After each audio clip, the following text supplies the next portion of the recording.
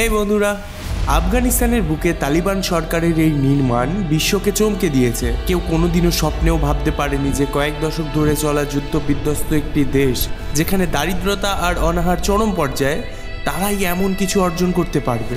আফগানিস্তান এশিয়ার সবথেকে বড় কৃত্রিম নদী তৈরি করতে চলেছে, যা আফগানিস্তানের ভবিষ্যৎকে বদলে দেবে। এটি শুধু নির্মাণ কাজ নয়, এটি জল, শক্তি, এমনকি ট্রিলিয়ন ডলারের লুকানো খনিজ সম্পদের উপর নিয়ন্ত্রণ। এই একই সম্পদগুলোকে চীন ইতিমধ্যেই লক্ষ্য করেছে। সম্প্রতি তালিবানের বিদেশমন্ত্রী ভারতে এসে ভারতের কোম্পানিগুলোকে আফগানিস্তানে খনিজ উত্তোলনে আহ্বান জানিয়েছেন। দেখুন, নৈতিক হোক বা অনৈতিক হোক, তালিবানই আফগানিস্তানের ভবিষ্যৎ। যা ভারতবর্ষ বুঝে তালিবানের সাথে সম্পর্ক স্থাপন করেছে এবং আফগানিস্তানে উন্নয়নমূলক প্রকল্পগুলোকে আবারও আরম্ভ করেছে। এমতো অবস্থায় তালিবানের কিছু প্রকল্পগুলি নিয়ে আলোচনা অতি আবশ্যক। এই প্রকল্পগুলির মধ্যে একটি এত বিশাল যে এটি সমগ্র এশিয়ার মধ্যে বৃহত্তম। মরুভূমিতে বৃহত্তম মানবসৃষ্ট খাল কুশটেপা খাল প্রকল্প। এটি শুধু কোনো নির্মাণ প্রকল্প নয়, এটি একটি 115 মিলিমিটার জলের খাল, যা ভারতের সুবিখ্যাত ইন্দিরা গান্ধী খালের থেকেও প্রশস্ত। প্রধান খালটির দৈর্ঘ্য হবে আনুমানিক 285 কিমি। আফগানিস্তানের উত্তরে নির্মাণাধীন এই খালটি আমুদরিয়া নদীর 20% জল উত্তর আফগানিস্তানের প্রায় 5,50,000 হেক্টর মরুভূমিতে নিয়ে যাবে। আফগানিস্তানের এত বিশাল খাল তৈরির পেছনে আসল কী রহস্য লুকিয়ে আছে তা জানার পূর্বে আমাদের জানতে হবে আফগানিস্তানের জিওগ্রাফি। আফগানিস্তান একটি ল্যান্ডলক কান্ট্রি, মানে এই দেশটা সরাসরি কোনো মহাসাগর বা সমুদ্রে প্রবেশাধিকার নেই। আফগানিস্তানের ইস্টে রয়েছে পাকিস্তান, ওয়েস্টে রয়েছে ইরান, উত্তরে রয়েছে তুর্কমেনিস্তান, উজবেকিস্তান আর তাজিকিস্তান। মানে আফগানিস্তানের চারিদিক বিভিন্ন দেশ দ্বারা ঘেরা। এর ওপর আফগানিস্তান এমন একটি দেশ যার 70% অঞ্চলই পাহাড়। এই আফগানিস্তানের 80% জল বরফে ঢাকা হিন্দুকুশ পর্বতমালা থেকে আসে। আফগানিস্তানে মূল 4টি নদী প্রবাহিত হয়, এর মধ্যে আমুদারিয়া সবথেকে বড় নদী। এই নদীটি উত্তর পাকিস্তান এবং সেন্ট্রাল এশিয়ার মধ্যে দিয়ে প্রবাহিত হয়ে উজবেকিস্তান ক্রস করে এরাল সিতে গিয়ে শেষ হয়েছে। এই আমুদারিয়া নদীর জলকেই কুশটেপা ক্যানাল তৈরি করে বাখাল প্রদেশ থেকে শুরু হয়ে জৌজান পেরিয়ে ফারিয়ব প্রদেশে নিয়ে যাওয়ার কথা রয়েছে। ভারত পাকিস্তানের মতো আফগানিস্তানে মৌসুমি বৃষ্টিপাত হয় না। চাষিদের চাষ করবার জন্য পাহাড়ের তুষারপাতের ওপর নির্ভর করে থাকতে হয়। এদিকে উত্তর আফগানিস্তানে কোনো পাহাড় নেই, এখানকার ভূমি সমতল। জলের অভাবে এই জায়গাগুলো ধূসর মরুভূমির মতো পড়ে থাকে। চাষ করা তো দূরের কথা, জলের সংকটের কারণে এখানকার মানুষ যাযাবরের মতো জীবনযাপন করে থাকে। আর এমনই কঠোর অবস্থার মধ্যে 2020 থেকে 2021 সালে আফগানিস্তানে দেখা যায় এক ভয়াবহ সমস্যা। ওই বছর আফগানিস্তানে সবথেকে ভয়ঙ্কর খরা দেখা দেয়। এখানে তুষারপাত হঠাৎ বন্ধ হয়ে যায়, নদীগুলো শুকিয়ে যায় আর মাটি ফেটে যেতে শুরু করে। পাহাড়ি এলাকায় যেখানে কিছু কিছু নির্দিষ্ট জায়গায় চাষ হতো, সেখানেও ফসল ফলানো সম্ভবই হয়নি। যেসব পরিবারেরা কৃষির ওপর নির্ভরশীল ছিল, হঠাৎ সেই সব পরিবারগুলো বেকার হতে শুরু করে। পরিস্থিতি এতটাই খারাপ হয়ে যায় যে বেকারত্ব চরম পর্যায়ে পৌঁছে যায়। এমতো অবস্থায় এক ফোঁটা বিশুদ্ধ জল যেন তাদের কাছে হীরের সমতুল্য ছিল। ওই বছরে পুরো আফগানিস্তানে কেবল 42% মানুষই বিশুদ্ধ জল পান করতে পেরেছিল। এই ভয়াবহ খরা কেবল চাষিদেরই সর্বনাশ ডেকে আনেনি, বরং সেখানকার মানুষদের ডিসপ্লেসড হতে বাধ্য করেছিল। প্রায় 2 লক্ষ মানুষ ক্ষতিগ্রস্ত প্রদেশগুলো থেকে কম শুষ্ক জায়গায় পালাতে বাধ্য হয়েছিল। ফলে খাদ্যের সংকট দেখা দেয়। আফগানিস্তান যুদ্ধ বিধ্বস্ত একটি দেশ অলরেডি, যেখানে রয়েছে কঠোর স্ট্রাগল, আর সেখানে যুক্ত হয় খরা আর ফুড শর্টেজ। আর সবথেকে বড় কঠিন সত্যিটি কি জানেন? তাদের এই সমস্যাটা অল্প সময়ের জন্য নয়। এখানকার ক্লাইমেট কখনোই চেঞ্জ হবে না, আর জনসংখ্যা বৃদ্ধির সাথে সাথে সম্পদও সংকুচিত হতে থাকবে। মানে ভবিষ্যতে সিচুয়েশন আরও খারাপ হতে পারে। আর এই কারণেই আফগানদের কাছে কুশটেপা খাল খনন করা ছাড়া আর কোনো রাস্তা ছিল না। এটা যেন শুষ্ক মরুভূমির মাঝ দিয়ে খোদাই করা একটি বিশাল জীবনরেখা। এটি সম্পন্ন হলে 5,50,000 হেক্টর কৃষি জমি সেচ করা যাবে, যা আমাদের পশ্চিমবঙ্গের 10 ভাগের 1 ভাগ। এটি আফগানিস্তানের আবাদযোগ্য জমিকে 33% বৃদ্ধি করবে, যা দেশটিকে খাদ্যে সম্পূর্ণ স্বাবলম্বী করতে পারবে। বর্তমানে 6000 কর্মী দিনরাত বিশাল খনন যন্ত্র চালাচ্ছে এবং বিশ্বের সবথেকে চ্যালেঞ্জিং অঞ্চলের মধ্যে দিয়ে এই বিশাল খালটি খনন করছে। কোস্টেপা খাল প্রকল্পের মোট আনুমানিক বিনিয়োগ $684 মিলিয়ন। তালিবান এই প্রকল্পে আরও $100 মিলিয়ন বিনিয়োগ করছে, যা দেখায় যে তারা আফগানিস্তানের অর্থনীতিকে রূপান্তরিত করতে কতটা আগ্রহী। কিন্তু এই প্রকল্পের একটি বড় বিতর্কিত অংশ আছে, সেটা হলো উজবেকিস্তান এবং তুর্কমেনিস্তানের মতো প্রতিবেশী দেশগুলো চিন্তিত হচ্ছে। তারা তাদের তুলার ক্ষেতের জন্য এই একই নদীর জলের ওপর নির্ভরশীল। বিশেষ করে তুর্কমেনিয়া এই নদীকে ব্যবহার করে তুলো চাষ করে আর বিশ্বের বাজারে এক্সপোর্ট করে। তাদের দেশের 10% জিডিপি এই কটন থেকেই আসে। কিন্তু আফগানিস্তানের কোস্টেপা ক্যানালের জন্য প্রায় 50% জলের শেয়ার কমতে পারে তুর্কমেনিস্তানের। ফলে জলের কমতির কারণে ওভারঅল তাদের অর্থনীতির ওপর প্রভাব পড়বে। 1987 সালে সোভিয়েত আমলে জল বন্টনের উপর একটি চুক্তি করা হয়েছিল, যেখানে উজবেকিস্তান, তাজিকিস্তান, তুর্কমেনিস্তান এবং কিরগিজস্তানের মধ্যে জলের শেয়ারকে সোভিয়েতরা ভাগ করে দেয়।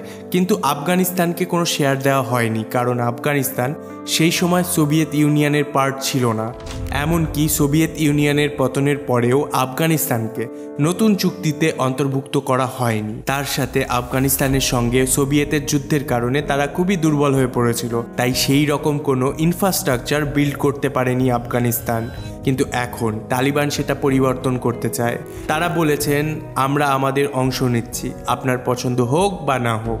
তালিবান শুধু আফগানিস্তানের মধ্যেই নির্মাণ করছে না, তারা এমন প্রকল্প তৈরি করছে যা তাদের প্রতিবেশী দেশগুলোর ওপর প্রভাব ফেলবে এবং জল তাদের সবথেকে বড় শক্তিশালী অস্ত্র। কোস্টেপা খালের বাইরেও তারা সারা দেশে একাধিক বাঁধ নির্মাণ করেছে।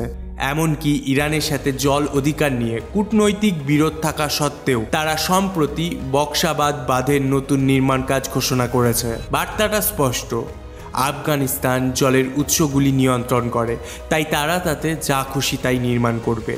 এই বাঁধ প্রকল্পগুলির দ্বারা তারা জলবিদ্যুৎ উৎপন্ন করবে, যা আফগানিস্তানকে শক্তি আমদানির ওপর কম নির্ভরশীল করে তুলবে। তারা কৃষির জন্য সেচ সরবরাহ করবে, যা তালিবানের খাদ্য স্বাবলম্বী হওয়ার লক্ষ্যকে সমর্থন করে। সাথে সাথে এই একই জলের উৎসের ওপর নির্ভরশীল দেশগুলো মানে উজবেকিস্তান, তুর্কমেনিস্তানের মতো দেশগুলির সাথে আফগানিস্তানকে আলোচনার ক্ষমতা দেয়। তালিবান এই প্রকল্পগুলিতে আশ্চর্যজনকভাবে দুর্নীতি পরিষ্কার করতে কার্যকর হয়েছে। পূর্ববর্তী মার্কিন সমর্থিত সরকার যা বিলিয়ন বিলিয়ন ডলারের সাহায্যের অর্থ আত্মসাতের জন্য কুখ্যাত ছিল, তালিবান কিন্তু আসলেই প্রকল্পগুলি সম্পন্ন করছে এবং সম্পদগুলি দক্ষতার সাথে ব্যবহার করছে। একাধিক প্রতিবেদন অনুসারে নিজেদের দেশের স্বার্থে তারা অবকাঠামো প্রকল্পগুলি থেকে কয়েক দশক ধরে জর্জরিত দুর্নীতি নাটকীয়ভাবে কমিয়ে এনেছে। তালিবান শুধু বিদ্যুৎ, খাল, বাঁধ, প্রাকৃতিক গ্যাস এবং জলপথের উপরেই মনোযোগ দিচ্ছে না, তারা তাদের জীবনযাত্রার মান উন্নত করতে তারা তাদের পুরনো রাজধানীও পুনর্গঠন করছে, যা এখন কাবুল নিউ সিটি নামে পরিচিত। এটি শুধু নির্মাণ প্রকল্প নয়, এটি আফগানিস্তানের ভবিষ্যতের একটি সম্পূর্ণ নতুন কল্পনা। একটি বিশাল শহুরে উন্নয়ন যা 722 বর্গ কিমি জুড়ে বিস্তৃত, যা বর্তমান কাবুলের প্রায় 1.5 গুণ। তালিবান 2.5 লক্ষ আবাসিক ইউনিট নির্মাণের পরিকল্পনা করছে, যা 10 লক্ষ থেকে 30 লক্ষ মানুষকে বাসস্থান দিতে পারবে। কাবুলের অতিরিক্ত জনসংখ্যার সংকট কমাতে এই আধুনিক কেন্দ্র তৈরি করা হচ্ছে। এই প্রকল্পে শুধু অত্যাধুনিক আবাসনই নয়, থাকছে তালিবান বিশ্ববিদ্যালয়, ক্লিনিক, শপিং সেন্টার এবং সবুজ স্থান, যা স্কুল, হাসপাতাল, ইউটিলিটি এবং পার্ক সহ নির্ভরযোগ্য অবকাঠামো দ্বারা পূর্ণ থাকবে। বাণিজ্যিক, কৃষি এবং বিনোদনমূলক এলাকাও। এই প্রকল্পটি 2টি প্রধান পর্যায়ে 30 বছর ধরে চলবে। এটি সম্পন্ন হলে এটি এশিয়ার বৃহত্তম পরিকল্পিত শহরগুলির মধ্যে একটি হবে, যা আফগানিস্তানের শহুরে ভূদৃশ্যকে চিরতরে বদলে দেবে। তালিবান ভূগোলকে বেশিরভাগ মানুষের চেয়ে ভালো বোঝে। আফগানিস্তান বিশ্বের সব থেকে গুরুত্বপূর্ণ বাণিজ্য পথগুলির মাঝখানে অবস্থিত, তাই তারা এই অবস্থানকে কাজে লাগাতে অবকাঠামো তৈরি করছে। এই সব অবকাঠামোমূলক উন্নয়নে সব থেকে আকর্ষণীয় হলো ট্রান্স আফগান রেলওয়ে। এই $4.8 বিলিয়ন 573 কিমি রেলওয়ে উজবেকিস্তানকে পাকিস্তানের সাথে আফগানিস্তানের মাধ্যমে যুক্ত করবে, যা ভ্রমণের সময় 35 দিন থেকে মাত্র 4 দিনে কমিয়ে আনবে। নির্মাণ কাজ 2025 সালে শুরু হবে এবং বিশ্বের সব থেকে চ্যালেঞ্জিং অঞ্চলের মধ্যে দিয়ে 300টিরও বেশি সেতু এবং 5টি প্রধান টানেল নির্মাণ হবে। তবে চলমান পাকিস্তানের সাথে তালিবানের যুদ্ধের কারণে এই প্রকল্পের ভবিষ্যৎ অনিশ্চিত। এদিকে আফগানিস্তানকে ইরানের সাথে সংযুক্তকারী সিএফ হেরাত রেলওয়ে 2023 সালে চালু হয়েছিল, যেখানে 655 টন রেলওয়ে সরঞ্জামের প্রথম কার্গো সফলভাবে সম্পন্ন হয়েছিল। এটি আফগানিস্তানকে ইরানের বন্দর এবং বিশ্বব্যাপী শপিং নেটওয়ার্কগুলোতে প্রবেশাধিকার দেয়। তালিবান বলেছে, আপনি হয়তো আমাদের সরকারকে স্বীকৃতি দেবেন না, কিন্তু আপনি আমাদের ভূগোলকে উপেক্ষা করতে পারবেন না। ভৌগোলিকভাবে কেউই তালিবানকে হারাতে পারবে না এবং সম্ভবত সেই কারণেই তারা প্রায় 20 বছর আগে TAPI পাইপলাইন প্রকল্পটি শুরু করেছিল, কিন্তু দুর্ভাগ্যবশত এটি পরিকল্পনা পর্যায়ে আটকে গিয়েছিল। TAPI মানে তুর্কমেনিস্তান, আফগানিস্তান, পাকিস্তান এবং ভারত, এই 4টি দেশের মধ্যে বছরে 33 বিলিয়ন কিউবিক মিটার প্রাকৃতিক গ্যাস পরিবহন করার জন্য মাটির নিচ থেকে পাইপলাইন ফেলার কথা হয়েছিল। বর্তমানে ভারতবর্ষের সাথে দ্রুত গতিতে এগিয়ে চলা সম্পর্কের কারণে ভবিষ্যতে এই প্রকল্পটি পুনরায় চালু হবে কিনা তা সময়ই বলবে। কিন্তু এখানে চমকপ্রদ অংশটি হলো 2024 সালের সেপ্টেম্বরে তালিবান এমন কিছু করেছিল যা কেউ আশাই করেনি। তারা $10 বিলিয়ন পাইপলাইন প্রকল্পের আফগানিস্তানের অংশের নির্মাণ কাজ পুনরায় শুরু করেছিল। এই পাইপলাইনটি 1821 কিমি দীর্ঘ হবে, যা আফগানিস্তানের সব থেকে অস্থির কিছু অঞ্চলের মধ্যে দিয়ে যাবে। এটি সম্পন্ন হলে আফগানিস্তানের জন্য বছরে প্রায় $1 বিলিয়ন আয় হবে এবং হাজার হাজার কর্মসংস্থান তৈরি হবে। তালিবান এটাকে তাদের শক্তি, স্বাধীনতা এবং আঞ্চলিক প্রভাবের টিকিট হিসাবে দেখে। আফগানিস্তানের অবস্থান সবসময় এর সব থেকে বড় সুবিধা ছিল, কিন্তু এখন তালিবান ক্ষমতায় ফিরে আসার সাথে সাথে পরিস্থিতি নতুন মোড় নিয়েছে। তারা শুধু মানচিত্রে তাদের অবস্থান ব্যবহার করছে না, তারা একটি লোকানো সম্পদের উপর বসে আছে। তাদের পায়ের নিচে $1 ট্রিলিয়ন মূল্যের অব্যবহৃত খনিজ সম্পদ, এবং প্রথমবারের মতো তারা সেই লুকানো ধনকে বাস্তব শক্তিতে পরিণত করার চেষ্টা করছে। বৈদ্যুতিক গাড়ির ব্যাটারির জন্য লিথিয়াম, ইলেকট্রনিক্সের জন্য তামা, স্মার্টফোনের জন্য রেয়ার আর্থ উপাদান এবং আরও অনেক কিছু আফগানিস্তানের মাটির নিচেই নীরবে রয়েছে। তালিবান এটা জানে এবং তারা দ্রুত নিষ্কাশন শুরু করবার জন্য কাজ করছে। সবথেকে বিখ্যাত উদাহরণ হলো ইনো কপার মাইনা। চীন 15 বছর ধরে এখানে খনিজ উত্তোলনের অধিকার নিয়ে আছে এবং 2024 সালের জুলাই মাসে তারা অবশেষে প্রায় 10 বারের মতো কার্যক্রম শুরু করবার জন্য ফিতে কেটেছিল। কিন্তু এবার ভিন্ন মনে হচ্ছে, কারণ তালিবান নিরাপত্তা এবং স্থিতিশীলতা প্রদান করছে যা পূর্ববর্তী সরকারগুলো নিশ্চিত করতে পারেনি। তালিবান সারা দেশে খনিজ কার্যক্রমের ওপর আগ্রাসীভাবে কর আদায় করছে। বিশ্ব ব্যাংকের প্রতিবেদন অনুসারে তারা 2022 সালে $1.54 বিলিয়ন রাজস্ব সংগ্রহ করেছে, যা বেশিরভাগই খনিজ এবং পুনর্গঠন শিল্পের কর থেকে এসেছে। এখানে যা সত্যি আকর্ষণীয় তা হলো তালিবান অন্যান্য অবকাঠামো প্রকল্পগুলোকে অর্থায়ন করার জন্য খনিজ রাজস্ব ব্যবহার করছে। তারা এমন একটি চক্র তৈরি করেছে যেখানে খনিজ সম্পদ রাস্তা এবং টানেলের জন্য অর্থ প্রদান করে, আর এই রাস্তা এবং টানেল আরও খনিজ নিষ্কাশনকে সহজ করে, যা আবার আরও প্রকল্পের জন্য আরও রাজস্ব তৈরি করে। একইভাবে এই রাজস্বের কিছু ব্যবহার করে তালিবান একটি টানেল পুনর্গঠন করছে যা প্রতি বছর 40 জনকে হত্যা করে। সালাং টানেল এটি শুধু একটি মৃত্যুকূপ নয়, এটি আফগানিস্তানের জন্য একটি জীবনরেখাও। এই টানেলটি সমুদ্রপৃষ্ঠ থেকে 1000 ফুট উপরের পাহাড়ের চূড়ায় অবস্থিত এবং এটি দেশের উত্তর এবং দক্ষিণকে সংযুক্ত করে। 1964 সালে সোভিয়েত দ্বারা নির্মিত সালাং টানেলটি 2.7 কিমি দীর্ঘ এবং এটি বিশ্বের সবথেকে বিপজ্জনক রাস্তাগুলির মধ্যে একটি হিসাবে পরিচিতি লাভ করেছে। কাঁচা রাস্তা, দমবন্ধকর ধুলো ধোয়া, বিষাক্ত কার্বন মনোক্সাইড এবং তুষারপাতের অবিরাম হুমকিতে ভরা এই টানেলটি প্রতি বছর 2000 যানবাহনের জন্য ডিজাইন করা হয়েছিল, কিন্তু পিক সময়ে 9,000 পর্যন্ত যানবাহন চলাচল করে। 1982 সালে ইতিহাসের সবথেকে মারাত্মক সড়ক দুর্ঘটনা এখানেই ঘটেছিল, যখন সংঘর্ষের কারণে এক বিশাল বিস্ফোরণ হয়েছিল, যার ফলে 2,700 জন নিহত হয়েছিল।